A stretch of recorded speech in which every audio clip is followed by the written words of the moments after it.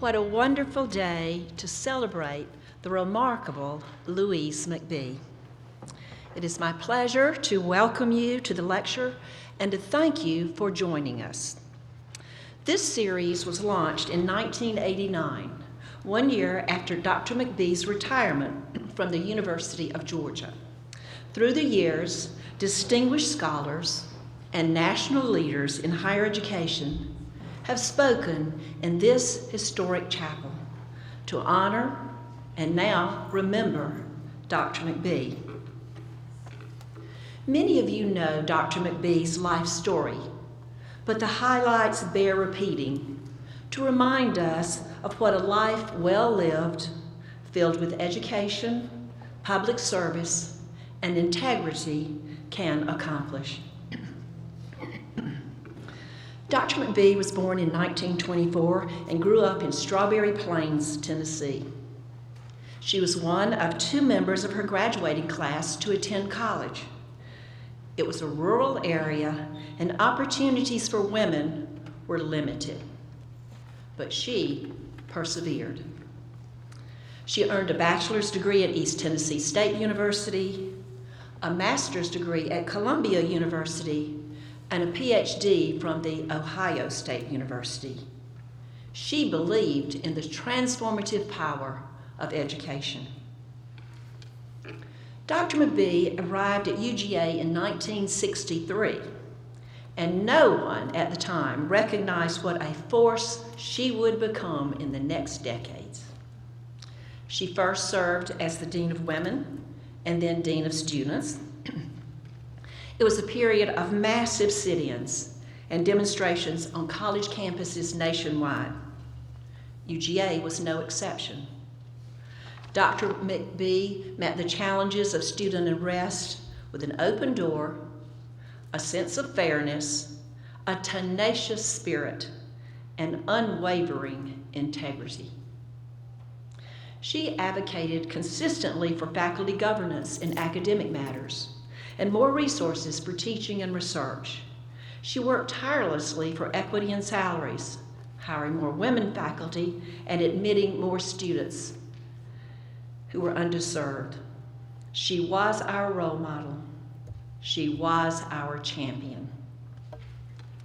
Dr. McBee retired from UGA in 1988 after climbing the administrative ranks to serve as the Vice President for Academic Affairs, the second highest administrative position at UGA. Across 25 years, she served under 4 presidents: Adderhold, Davidson, Stanford, and Charles Knapp. I might mention now that her PhD was in psychology and counseling.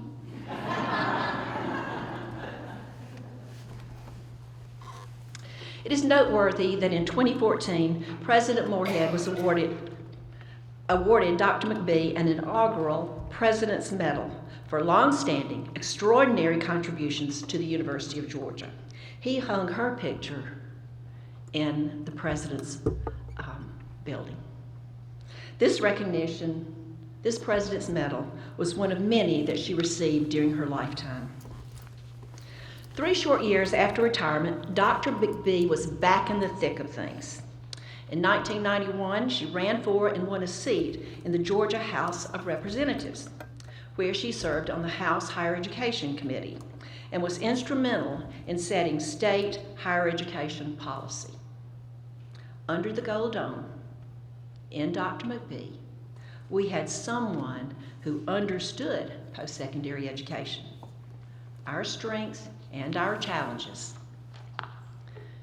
She served for 6 terms in the legislature before stepping down in 2004. She was highly respected for her pragmatic approach, her deep understanding of issues, her compassion, and her ability to reach across the aisle. She never lost an election. Across her career, Dr. McBee was widely regarded as one of the most effective and influential women in Georgia politics and higher education. On March 2nd, 2021, Dr. McBee passed away at the age of 96. media outlets filled with tributes from near and far. She was a beloved community member and an esteemed administrator and legislator. I had the privilege of knowing Dr. McBee over many years as a friend, mentor, and my role model. And like many of you, I admired her.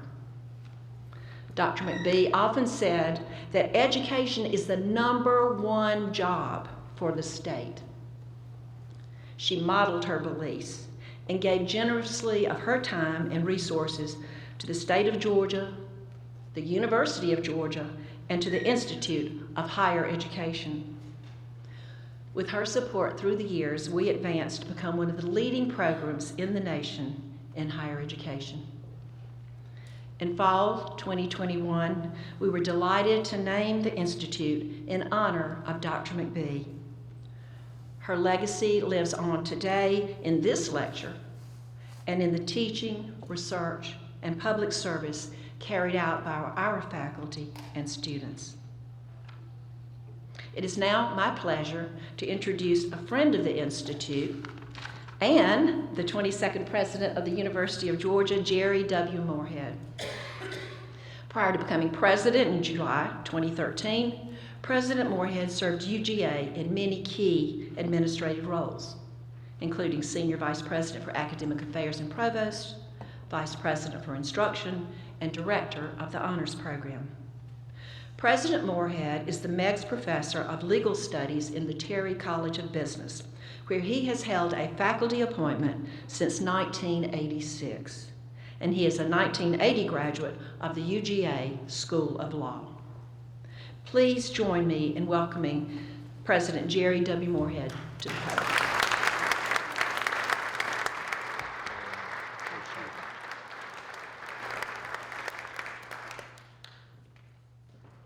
Well, thank you, Dr. Morris, and I would ask all of you to join me in expressing our thanks and appreciation for being the role model and the follower of Louise McBee. What an extraordinary record you have had at this institution.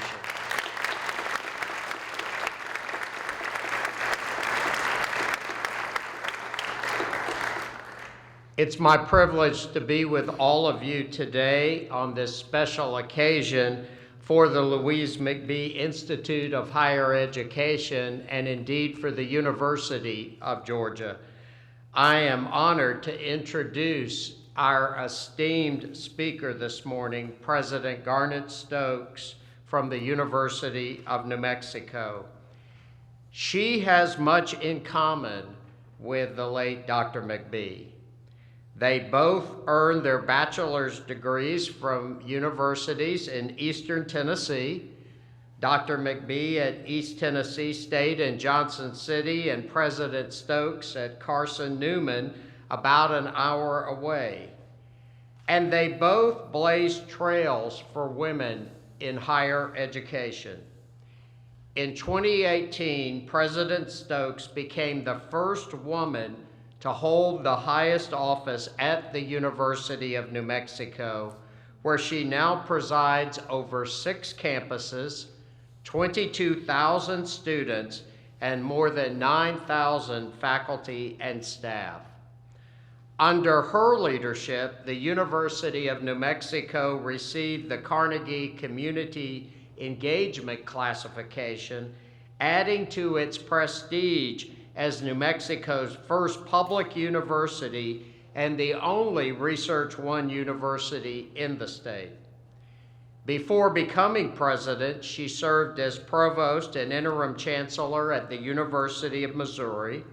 Prior to that, she was the first woman to serve as provost and interim president at Florida State University. You're beginning to see a trend here. And we proudly note that she was the first woman to serve as dean of the Franklin College of Arts and Sciences here at the University of Georgia. And she led the Franklin College with distinction for 7 years. We are also proud to call President Stokes an alumna of the University of Georgia with both a master's and PhD in psychology. She later served that department with distinction as department head. And although she is now a Lobo at the University of New Mexico, at the University of Georgia, we will always consider her a Bulldog. I am pleased to welcome back to the University of Georgia to provide this year's Louise McBee Lecture, President Garnett Stokes.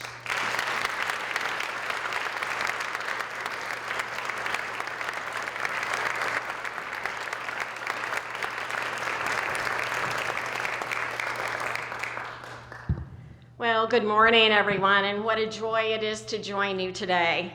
It is a special privilege to be asked to deliver the Louise McBee Lecture in honor of someone who had such an impact here at the University of Georgia, where I am proud to say that I am, in fact, a double dog. Already mentioned a bit about my career, but I came to UGA in the fall of 1977 to begin graduate school in what was then known as the Measurement in Human Differences program, chaired by Donald Grant. I left the institution at the end of July of 2011, 34 years later. That's amazing. As mentioned, having earned my master's and PhD, serving as program chair of what was called the Applied Psychology program, and then as head of psychology and dean of the Franklin College. Throughout my career at UGA, I heard people sing the praises of Louise McBee. Bill Owens, my major professor and mentor, who was affectionately known to many of us as Doc, and Joe Hammock, another mentor in the psychology department, held Louise McBee up to me as the person I should and could emulate. Louise was indeed a role model for me, a person of such integrity that she will live in my memories and my heart for how she shaped my own views of how to work with others and how to have an impact. Like Dr. McBee, I'm a fierce advocate for higher education and a champion of equity and inclusion. Unlike Dr. McBee, I don't expect to run for the state legislature when I end my career in higher education, nor do I plan to climb Mount Everest following my retirement. But I do have my eye on sailing the San Juan Islands with my husband, Jeff. As a young woman who never intended to go to college while I was in high school, thinking that a college education was for others who were smarter or perhaps more privileged, having someone like Louise to look up to was important. There were few women in the faculty in the Department of Psychology when I started graduate school, and there were none within my own program.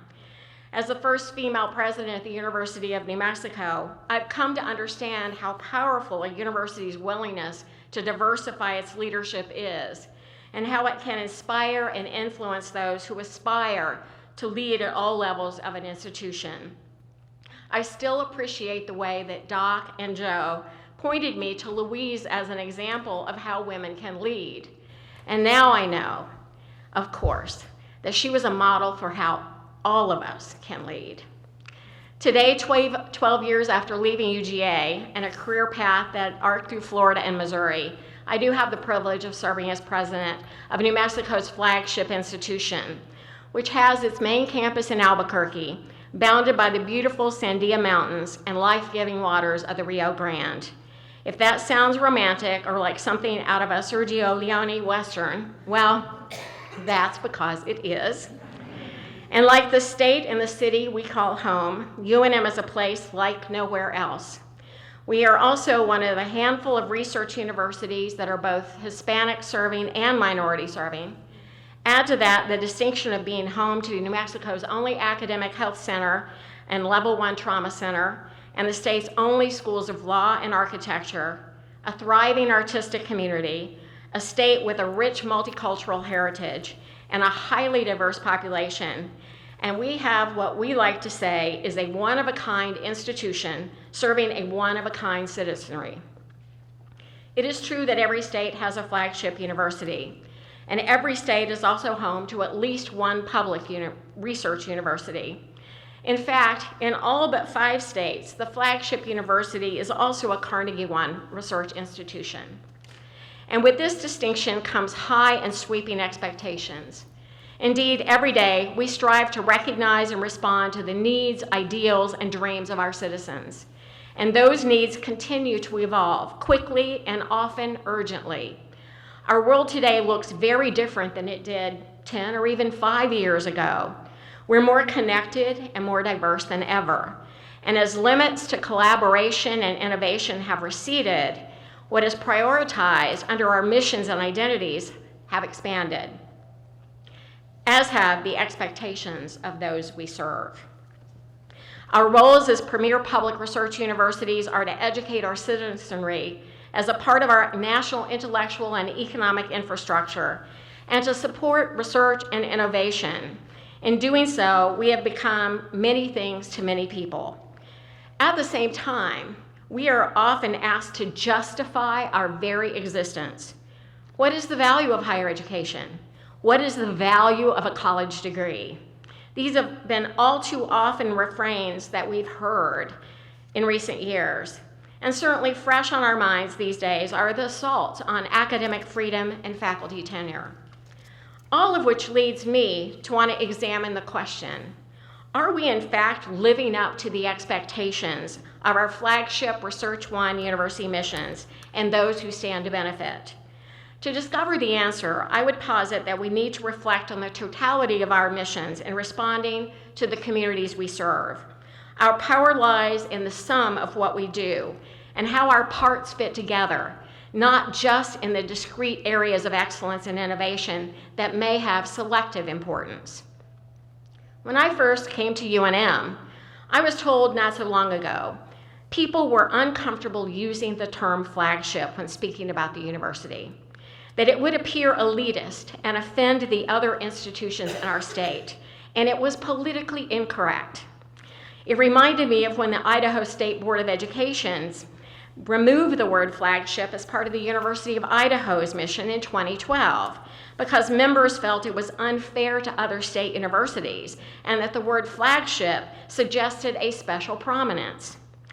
When I asked at UNM what changed, since we now use this term practically in every way that we communicate, I was told that the university decided to take ownership of what the term meant, to define it, and to live it, because it was an important part of our purpose and identity. There is not a clear and compelling definition of the term flagship university, yet this descriptor is so much a part of our identities that it's important to know what it means to our own institutions and to our states. The concept of public flagships as a leading national university, some say emerged in the mid-1800s, the hallmarks of which remain access, a wide variety of academic programs, purposeful engagement with local communities and economies, and leadership in developing public education. Gary Olson at the Chronicle of Higher Education offers the following. While the criteria used to determine flagship status will vary from state to state, it is likely to be the university with the highest research profile and the most doctoral programs. It may house the state's medical school or law school or both. It may be the largest and best endowed university in the state. Membership in the prestigious Association of American Universities may be a factor, and NCAA Division I athletics is a must. Obviously, there are clearly differing perspectives on what constitutes a flagship university. What I know about flagships is that we are leaders, but we're not necessarily always competitors unless we are playing a game against each other. Collaboration and, again, the public good are at the heart of what we do. Our designation should not be at the expense of the importance of other institutions of higher education. As we know, the days of the ivory tower, either real or perceived, are long gone. The notion of an ivory tower implies a division between universities and society and is antithetical to our shared desire for a better future. Our modern flagship Research One universities operate in a very public square, offering access to knowledge across multiple modalities, and they're drivers of social mobility, collaboration, and inclusivity. In every way, we are members of our communities. That makes us not only educators and researchers, but also neighbors, business partners, program managers, fundraisers, counselors, landlords, social workers, in some cases healthcare providers. The list is diverse as those places and spaces in which we live and work. Public research universities have always been stewards, repositories, and catalysts of human knowledge. To successfully continue that stewardship will require us to reprioritize the whole student experience, from entrance exams to mental health and food security, to providing a home to which lifelong learners can return throughout their lives. Our states look to us in times of crisis and uncertainty to resolve the most complex challenges, to moderate social debate, and really to be that harbor in the storm, confident in our abilities to weather change and disruption without compromise. Sometimes the most challenging expectations are those we set for ourselves. We start perhaps by looking inward. As we connect our intentions to the impact of the work we do, aligning that with our goals and values, we can arrive at what we should expect from ourselves. And let's unpack that for a moment. Intention is defined as a purpose or a goal, a thing intended or a plan. It's worth thinking about what the word actually means. And Rhett Power, a columnist at a business magazine, said, "When we carry out activities thoughtlessly without aligning them with our conscious intention and with our words and actions, they may no longer match our purpose, which can then undermine what we hope to accomplish." This resonates when looking at the totality of our missions and our strategies. It's important to slow down and consider what our intentions are so that we can effectively focus our energies and manage our expectations. Impact, on the other hand, is defined as having a strong effect on something or someone. The line between intention and impact isn't always a straight one, and the distance between the two can vary. Of course, intentions alone don't lead to impact. It is the point of origin for our actions. Universities are places where our intentions matter a great deal. Our impact matters more. For example, we have the expectation that flagship universities are strongholds of free speech, and we intend to create spaces in which all can have a voice and express their opinions. That's a great and noble intention and fundamental to the American university. But this can go in one of several ways. I think many of us here can relate. When provocateurs visit our campuses, is it safe for them to speak or for counter speech to occur while upholding the First Amendment? Are we inclusive, and do we stand for something in the face of hateful yet constitutionally protected rhetoric? How do we engage law enforcement? The impact of how we respond and act over time affects our entire community and those who will want to be part of it. Or take grand challenges, the initiatives that many flagship universities across the country have launched to solve their state's most complex issues. Our intention may be to address something like water sustainability. The impact of our solutions needs to be clearly considered in our expectations and those of our communities to contribute to the solution. This includes the cost, the effect on local agriculture, traditional uses of waters by indigenous peoples, and of course, the politics of water. In such cases, it may be debated in what direction a road paved with good intentions leads.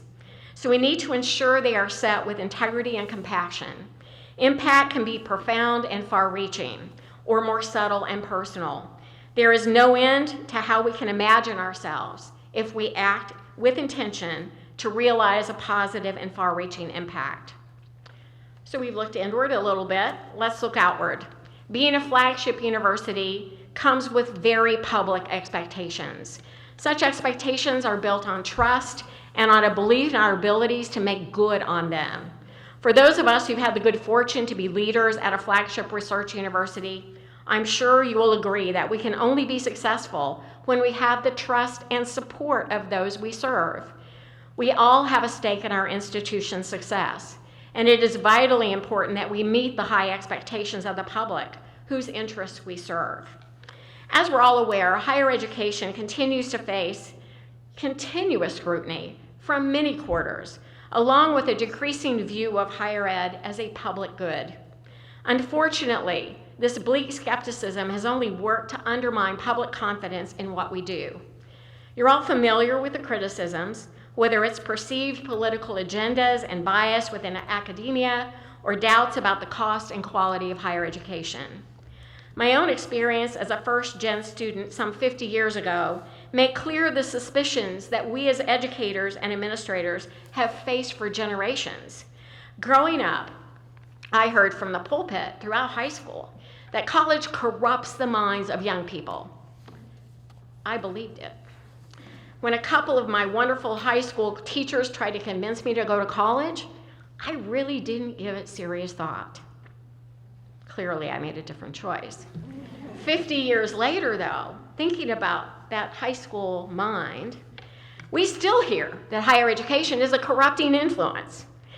There aren't many misperceptions about higher education out there that are more frustrating.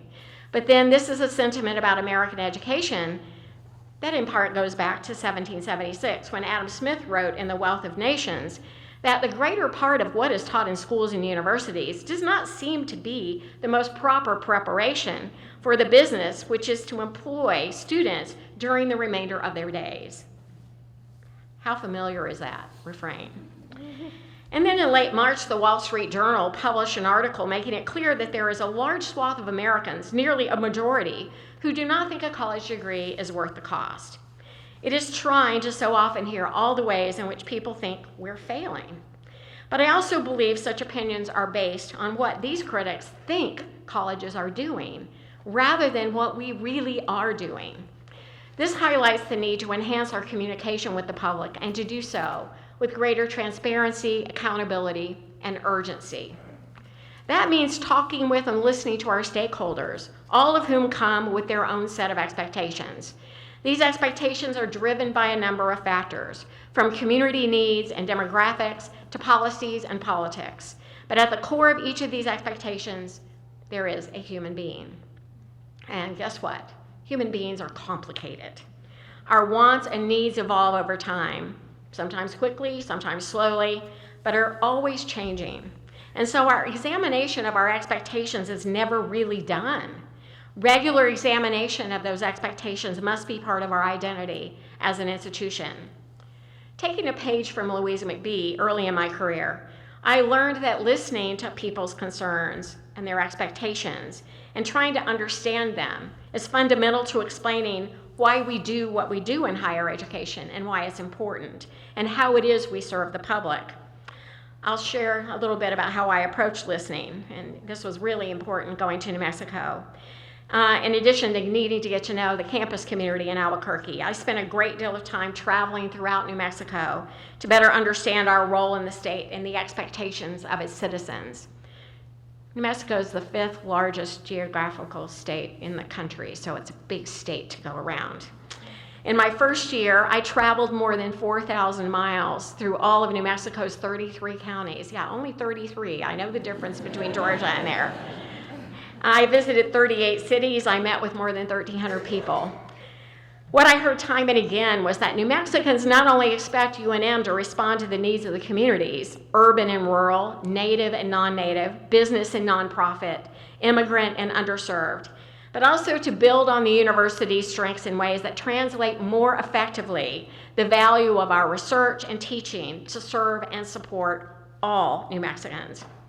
And what may seem to be the need of a smaller community within our states may actually relate to a larger societal challenge.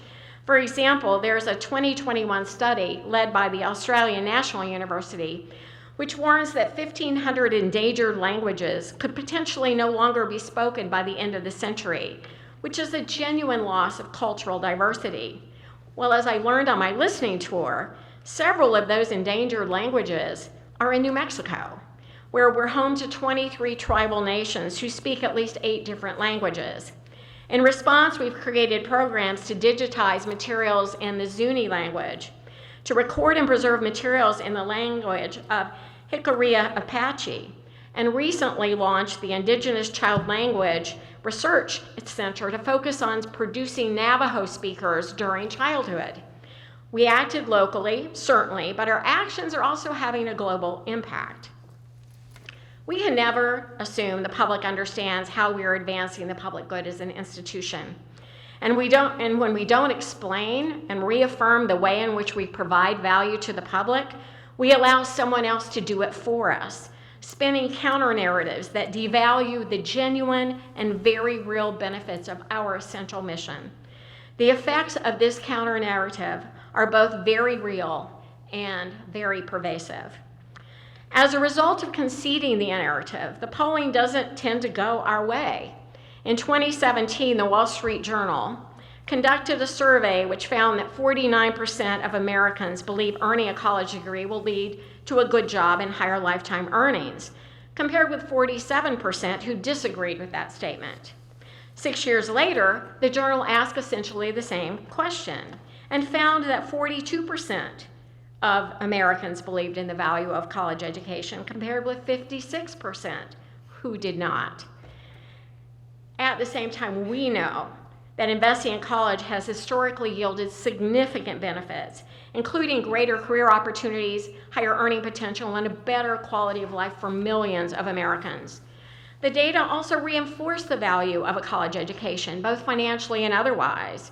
The Economic Data Initiative shows that the return on investment of a bachelor's degree over a 20-year period has been 38.1%, with a lifetime return on investment of 287.7%.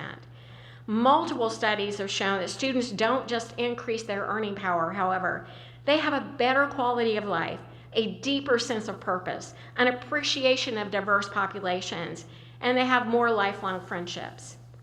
I think that sometimes in public higher education, we know so well the importance of the work we do, but we're so busy doing it and so underfunded to do it sometimes that we don't invest the amount of time necessary to articulate or explain our value. And not just in our university newsrooms. It's clear, though, we must listen. We need to listen, but it's just as important for us to tell our stories, too. The thing is, our stories are always changing, constantly evolving, with chapters being revised as we're writing them. Our modern flagships are driven by increasing expectations for a much more expanded role in society, and the competitive needs of our local and national economies are really driving that too. As the context in which we serve the public changes, serving the modern learner means serving them more holistically and over their lifetimes. We're digging deeper into the lives of our students, learning their personal stories and responding to the individual, not to their ID number. In our diverse and rapidly changing society, we need to look at the demographic and learning trends at the broad national level, as well as examine a more granular local level. The student populations on our campuses are slowly evolving to reflect the ever-changing makeup of our states and the nation. According to the 2020 U.S. Census, the U.S. population grew by 23.1 million over the last decade, with Hispanics counting for 52% of this increase. Since 2010, the multiracial population has increased 276%. Now, thinking about my own state, New Mexico.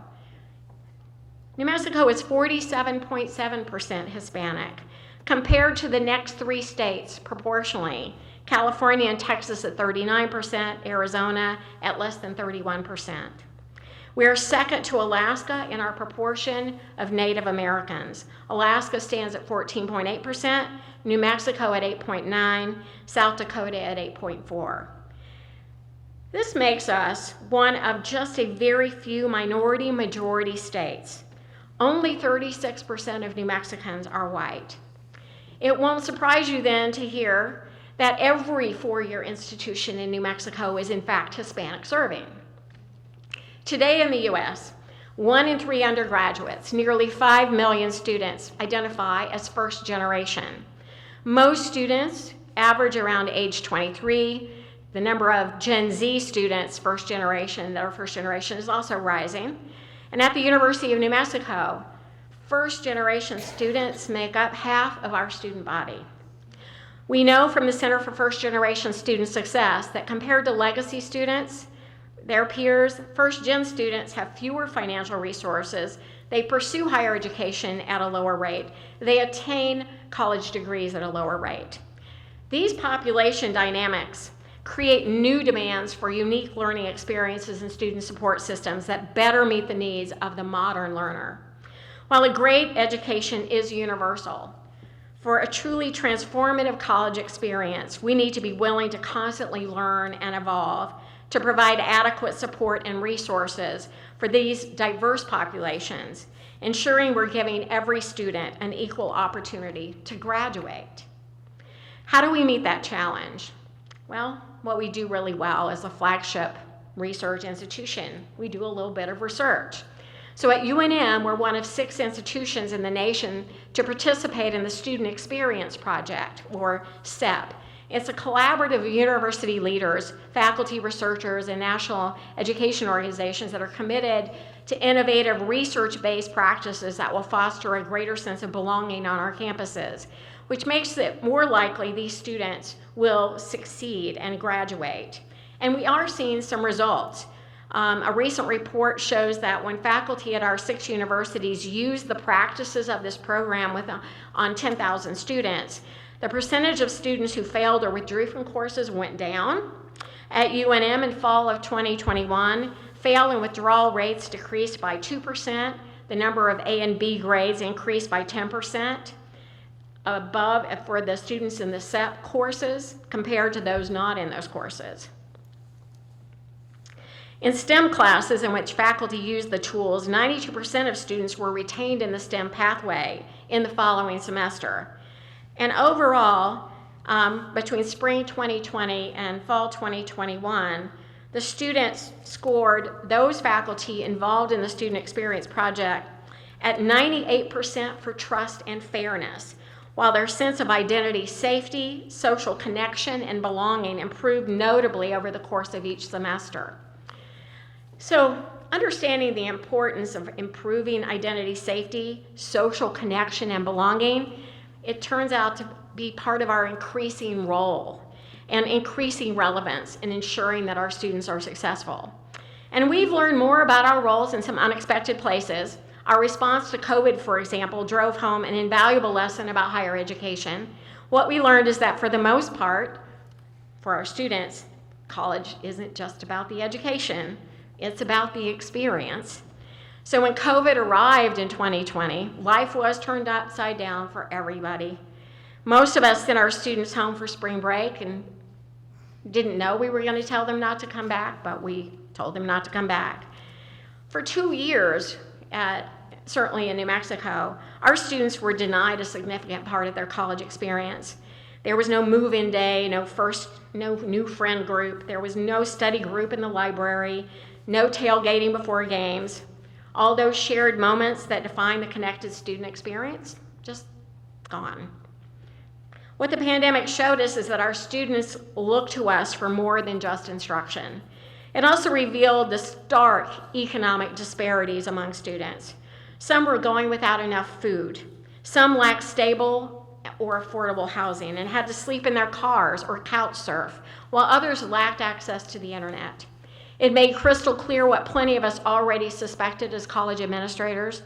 Many of our students depend on us to provide them with increased access to vital support services like childcare, mental health, financial assistance, and transportation. All of these are critical for ensuring strong academic performance, increasing persistence and degree completion, and improving the overall health and well-being among our students. And our situation isn't unusual. Of the 19 million college students in the US, 73% actually go to public institutions. That's a lot of students relying on us for help and support that they may not be getting anywhere else. The good news is we are talking about it in higher ed, not just the advocacy and student health centers as the place where this occurs, but as higher education leaders and policymakers. This has become part of the conversation. That realization led us to some introspection and again to leaning in to our strengths as a research institution and doing some research. So at UNM, we launched what we called our Basic Needs Project, collecting 2 years of quantitative data on food and housing insecurity on our students, one of the most comprehensive studies in the region. We learned that 1/4 of our student population was food insecure. as were 30% of our undergraduates. We also found that students from underserved populations experienced the most food insecurity, with the highest prevalence, 49%, in our Native American students and 46% in our African American students. As one student told us, I was burnt out and it was tough to make it. But then also, if you can't eat, your brain just isn't there. As you can imagine, that sort of data turned a lot of heads, and it also caught the attention of our governor, who then asked us to work with the state on a similar study across all 28 of New Mexico's public colleges and universities. Our researchers are still at work completing their findings. They'll be released publicly in 4 days. And the truth is, we're not alone in addressing these issues. Auburn, University of California system, others are creating similar initiatives to assess and address the needs of their students. We also know that stress and anxiety are a part of the student experience. Young adults age 18 to 25 in the U.S. have the highest rate of experiencing any mental health concerns, compared to adults aged 26 to 49, as well as that young group has the highest rate of serious mental illness. And racial and ethnic minorities experience some of the highest rates of mental health conditions, as do women and veterans. These are all populations we serve, and today we provide supports, services, and resources right on campus. We're continuing to improve and expand on these resources to meet both demand and, yes, meet expectations. But we know much more work needs to be done. None of this happened overnight, but over the last 2 decades in particular, our economy changed, the housing market went wild, health insurance became a kitchen table topic, the expectations and the obligations of higher education institutions began to slowly shift. And as flagship universities, we're here to provide more than just a public education. We are vital contributors to the public good. It's also important to examine how our flagships, and in particular our Research One flagships, are leveraging our resources for the greater good, not only for our students, but our communities, our states, and the nation. We're drivers of economies, both large and small. Whether it's collaborating on research with national partners like our federal laboratories, or providing the intellectual or financial capital for local startups, we value our role as economic leaders and innovators. Meeting the expectations of our local and regional economies is a never-ending responsibility, mostly because economies and the industries that propel them change constantly and quickly. So we have to always be nimble in adapting to and creating new curricula and programs that are forward-looking and provide the education, training, and skills needed to succeed in industries that seem to evolve and expand almost daily. Now, I do get rolled eyes when I mention this one. But video games, for example, have seen quantum leaps in technology over the last 2 decades. And game development is so much more than just coding or programming. It involves interactive storytelling, filmmaking, music composition, and marketing. We now even have movies and TV shows that are based on video games. Who knew that was going to happen? Therefore, we continually have to invest in programs and facilities to prepare students for careers in these rapidly expanding industries. And talk about a practical skill. Each year, the video game industry generates more than $60 billion. We're also preparing our students for jobs in one of the fastest growing industries in our state and yours, or mine. The film and TV industry, which drives more than $600 million in New Mexico and more than $4 billion in Georgia. What can I say? We have Better Call Saul, and you have the Avengers. Our School of Film and Digital Arts is educating and training that next generation of movie directors and film producers, and they're all getting wonderful hands-on experience, and you're doing the very same thing here at UGA, fine-tuning your curricula to align with this evolving industry with that specialized program in Master of Fine Arts in Film, Television, and Digital Media. So in addition to driving economic development, flagship research universities add incredible value to and advance the social development of the cities in which we're located, serving as anchors to their future success. Our missions are intrinsically oriented toward community engagement and service to society. The notion of being an anchor institution is that without it, the ship may slowly drift, moving further away from where it needs to be, with no direction. Many times, we provide that stability, that anchor, just by our very presence. Think about what would happen if our flagship Research One institutions just suddenly disappeared.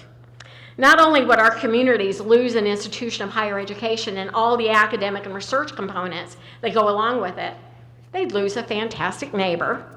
Can you imagine Athens, Georgia, without UGA in it? Our economic footprints are deep and wide in communities, and our participation in local economies is one of the most vital components of their success. We're always on the lookout for opportunities to collaborate with other institutions and organizations. And while other institutions might address these needs individually, it's up to us as research universities to address them all at once, and to do so as effectively and affordably and efficiently as we can. That's where we can really embrace our role as anchor institutions in our communities. As the noted philosopher Stan Lee once said, "With great power comes great responsibility." As communities look for ways to improve the lives of their citizens, we have the power and the responsibility of leveraging our own resources, whether financial, physical, intellectual, or human, to help local economies succeed. I want to give you an example at my own university. We are very excited about a project that just got through the legislature with the governor leaving it be, not vetoing it. It's a South Campus Tax Increment Development District, or TID, which is a public-public collaboration between our university, the city of Albuquerque, the county we're in, Bernalillo, and the state of New Mexico to enhance community services, create new jobs, and stimulate economic activity. The TID will revitalize an underutilized and unsightly portion of the city of Albuquerque, which is kind of the gateway into the state of New Mexico. If you ever land in Albuquerque and head a little north, it's a barren place. And so we expect this is going to spur the creation of more than 4,000 new jobs with over $3 billion in wages. In a city like Albuquerque, that is a significant driver of the local economy. And what is wonderful about this, this is the first such partnership that has ever happened in the state of New Mexico. It won't be the last, but it's a remarkable step forward for our state. But other universities in other states have used other techniques for actually leveraging their resources. Of course, right here in Georgia, I think Georgia State is leveraging its physical capital, its own real estate, for use in local economic development. And we see examples of this across the country. Other universities use research parks and innovation districts, as well as their own financial capital, to establish and invest in community development corporations, which are generally nonprofits that spur community and economic development in targeted neighborhoods and districts. And we're seeing those at many universities across the country. One of the more comprehensive studies of anchor institutions published by the Coalition of Urban and Metropolitan Universities notes that two of the most common anchor institutions affiliated with universities tend to be hospitals and sports facilities. At UNM, of course, we have both. We are, as I mentioned, the state's only academic health center, and that gives it's an awesome responsibility to serve the healthcare needs of our citizens. It's an obligation and an expectation that we take very, very seriously. I've never lived so close to the hospital. I live in University House on campus, and I can see the hospital. I could walk to the hospital. I've never lived so close to one. There is real value to that. Thank goodness I haven't needed to use it. But for those of us who have academic health centers or teaching hospitals, we have to create new programs to meet the growing needs across our states for healthcare providers. And I know several institutions have created BAMD programs to target the physician shortage, trying to get high school students to go into healthcare professions. We need more doctors in rural areas. We need more doctors in general. It's a perfect storm across the country in many, many states. And it's requiring us to tap our resources as a Research One with a health center to really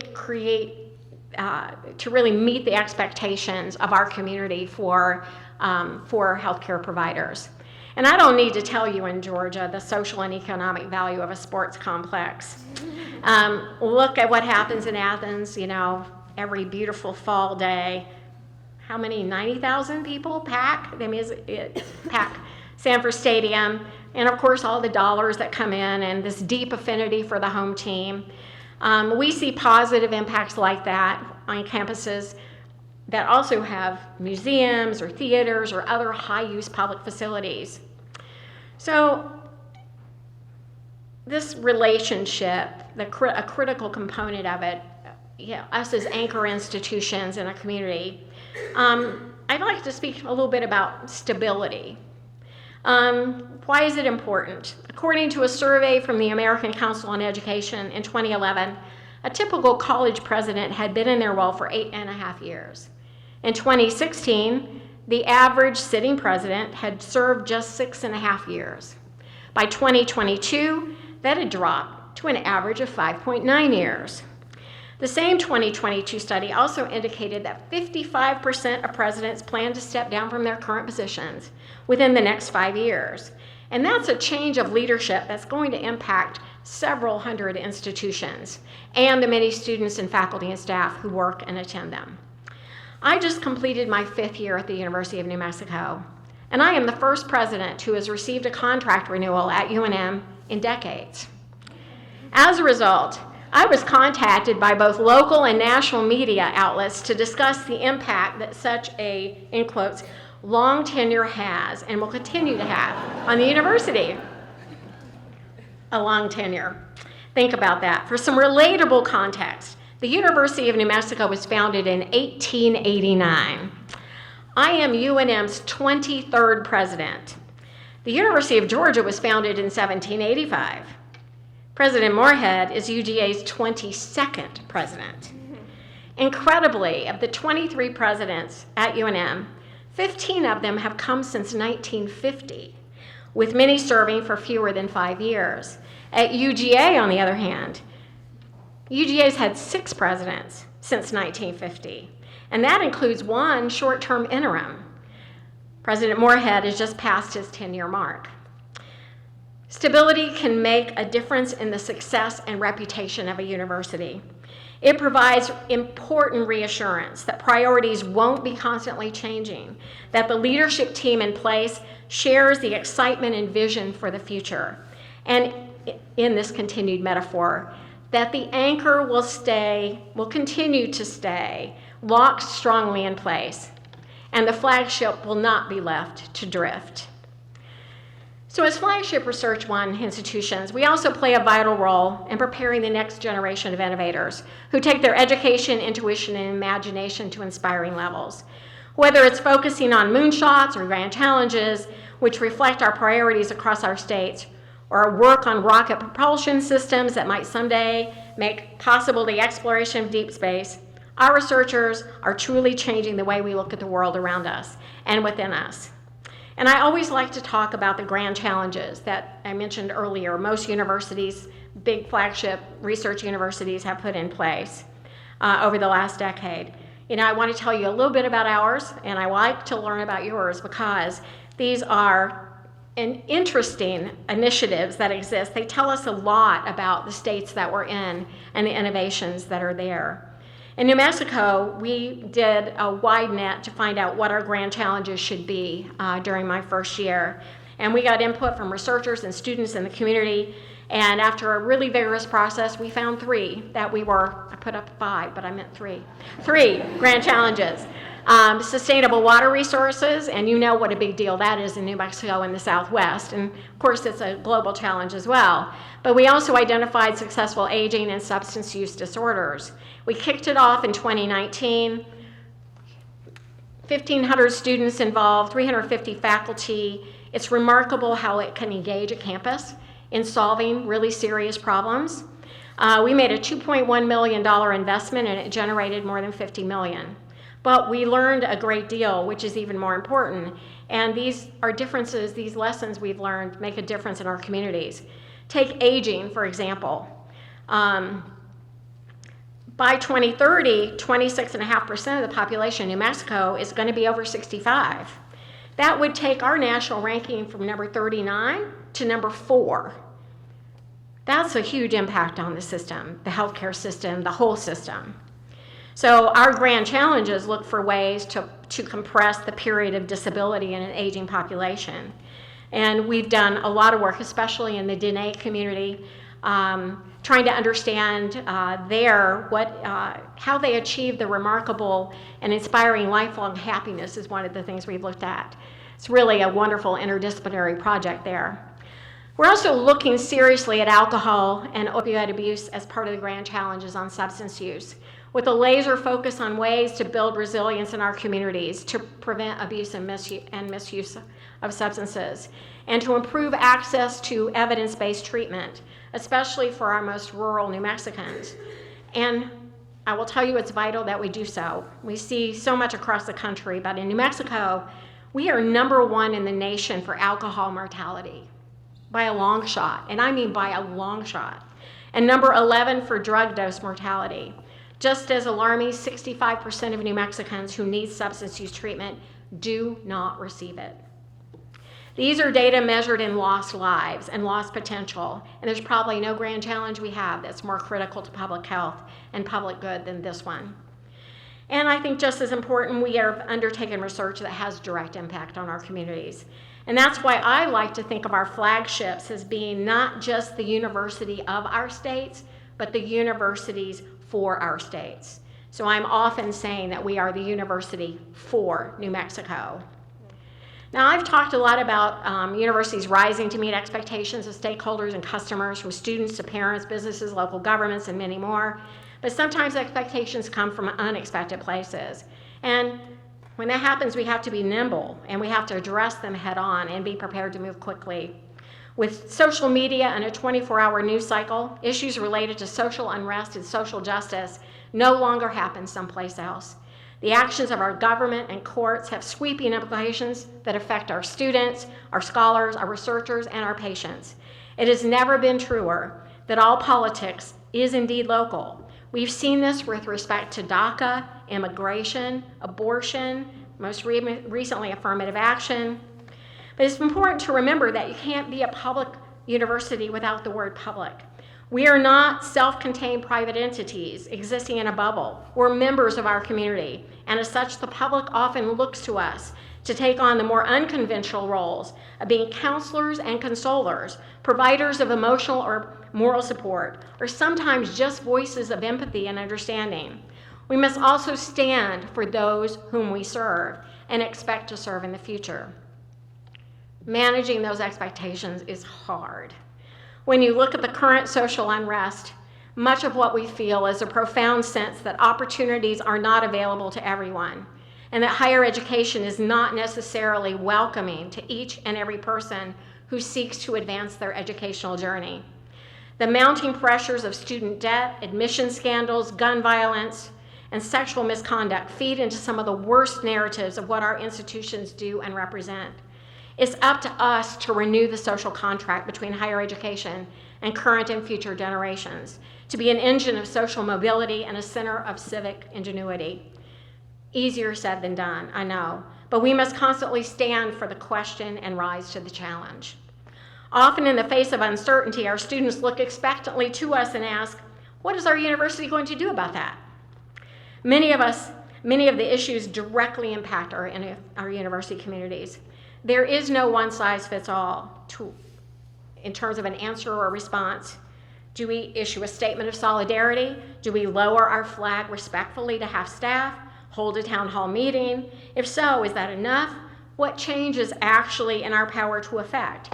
It's up to each of us to determine a responsible response. But always understand that this should never be only an intellectual exercise. Actions have very real and immediate consequences in all of our lives, as well as our futures. But let's also ask ourselves why our communities look to us for answers and action. They do so, I think, because they trust us to stand for something and to stand for them. Ultimately, if there's one thing we know as institutional leaders, it's that there's always more work to be done, always. By our very nature as public institutions, we are many things to many people, and we must be those many things all at once. Educated, active, and successful citizens are about more than just the coursework they take and the degrees they earn. It is in our very DNA to ensure our students also have the support and resources they need to succeed throughout their lives. That support comes in many shapes and sizes, from providing students with access to support services to making our campus safer and more welcoming with the help of programs like the Student Experience. It means engaging the public and employers to understand what our communities need and what our businesses want to ensure a thriving economy. It means leaning into our own resources as anchor institution to anticipate the needs of our citizens and to provide the financial, physical, intellectual, and human capital necessary for our communities to flourish. It means responding compassionately and thoughtfully in times of strife and uncertainty. But our path, if I may steal it, cliche, is fraught with peril. Budgets are tight, compelling us to make difficult choices about institutional priorities, how those priorities contribute to the public good. Education, healthcare, and free speech, like it or not, become political footballs. Universities continue to strive for stability and leadership and relevance in their communities and states, and we are still responding to underlying systemic and societal challenges that demand both self-reflection and action. So we must continue to innovate, to make our resources go further than ever, and to invest strategically. And we must continue to listen, to really listen to the wants and needs of our students and stakeholders, like the parents, community leaders, legislators, and you, our university leaders. There's nothing more inspiring than smart leadership and leading by example. A big part of the challenge, as I've already articulated, is telling our stories, the whole stories. We want to tell all of them. We need to let our communities know that what we're doing has a positive impact on their lives. What does our research do that matters to them? And apart from education, what are we doing to keep our students healthy and happy and safe? Our customers, our stakeholders need to understand why we're relevant in ways that are meaningful to them. But they also need to know the challenges we're facing. Keep your eyes on the stars, Theodore Roosevelt advises, but don't forget that your feet are necessarily on the earth. And it's up to us to own our story, because the continued skepticism is really hurting us. Legislators question the value of research and its importance, the value of subsidizing graduate education, the teaching efforts of our faculty, and the reasons why we might think it's important to educate international students. The political will and support for higher education that was evident in the past has clearly waned. Still, the undeniable fact remains that our flagship universities have accomplished much and continue to be the envy of the world. We're not just a model for public education and higher education. We are the model. Like our nation itself, our higher education institutions are a genuine melting pot, serving the needs of many at once as we stir together academics, research, culture, and community, service, and gratitude. That distinction makes our institutions uniquely American, reflecting not only the values of our nation, but just as wonderfully the personalities of our states and our communities. The story of the American Public Research University has ultimately been one of tremendous success.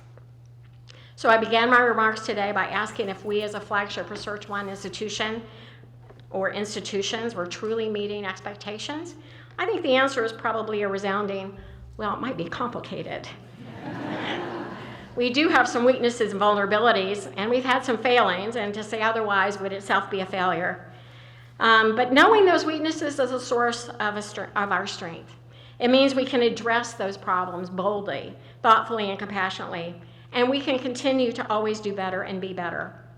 In the words of Kirby Smart, complacency is something that happens to people who don't look at what's going on. Our Research One flagships don't have that problem, and neither can we afford the luxury. Meanwhile, we have exceeded expectations in so many ways, knowing we can always do more, sometimes with less, and always in service to the public good. Much of what we do, what we take on, may seem like Sisyphean tasks, and they should, because the work is never really done. But unlike the futility associated with the ancient king, each time that rock gets pushed to the top of the hill, no matter how difficult it may have been, we are smoothing the path for those who follow. We do this willingly and passionately, with the understanding that part of our success as institutions is gauged on what we give back to our communities. We are born obligated to pour back into the stream that nourished us, to replenish it for others, Louise McBee once said. To the extent that we do that, we have lived a good and full life. It is my sincere wish that what I've shared with you today has reaffirmed that our flagship research universities are vital to the success of our country and truly belong to everyone. We are universities both of and for the people, constantly aspiring to meet expectations while striving for the greater good. I'm grateful for the opportunity to be among this distinguished group of people. You epitomize the good and full life, and you share a belief not only in public service, but actually making this a better world. So thank you very much.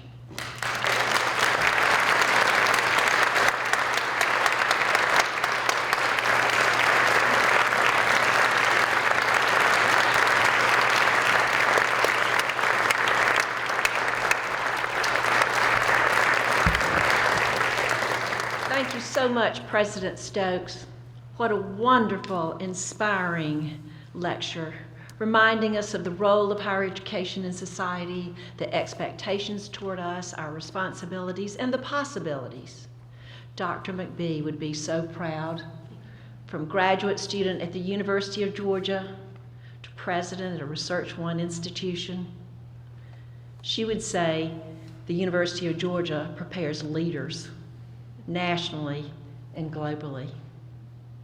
And I want to thank you for coming today. We'll have a reception on the lawn outside.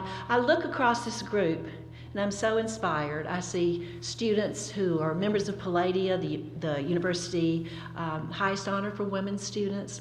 I see graduate students, and I see so many friends of Dr. McBee who knew her and loved her. And I'm so impressed by the number of deans, vice presidents, senior administrators who are here. It shows your respect for Dr. McBee and her legacy, and I thank you. Thanks, President Moorhead, for being here, and join me in thanking our outstanding Louise McBee lecturer, President Stokes.